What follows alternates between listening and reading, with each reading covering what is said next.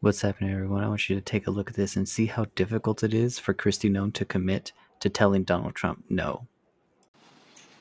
I am really disappointed with some of the statements that President-elect Trump has made. For example, saying that, quote, we won't give him, referring to Governor Newsom, money to put out all his fires. And if we don't give him money to put out fires, he's got a problem.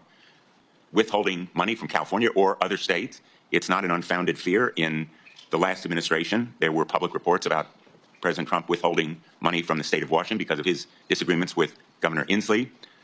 Withholding disaster relief by President Trump or any other chief executive of the United States is a violation of his duty and of law.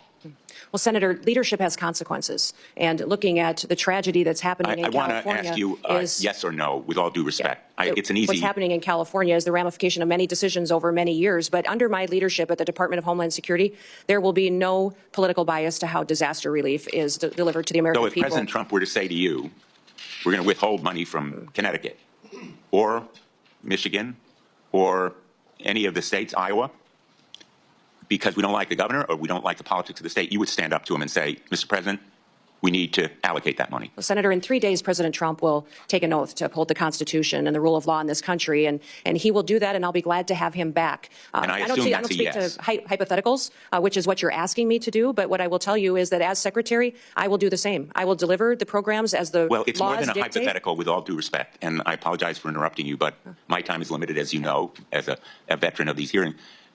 It's more than a hypothetical. It's based on experience with President Trump withholding money from Washington State and elsewhere. I need to know from you, will you stand up to the president and say no? Will you say no to the president if he withholds that money? Sir, I don't know about the scenarios that you're referencing with President Trump, but what I will tell you is that if given the chance to be Secretary of Homeland Security, that I will deliver the programs according to the law and that it will be done with no political bias. And if the programs change or if you decide to change the rule of law, then I will follow that while adhering to the Constitution. So you pledge to allocate and distribute that $100 billion? According to how the program is written, with no political bias. Every American deserves to be there and have disaster relief, the same as their neighbors.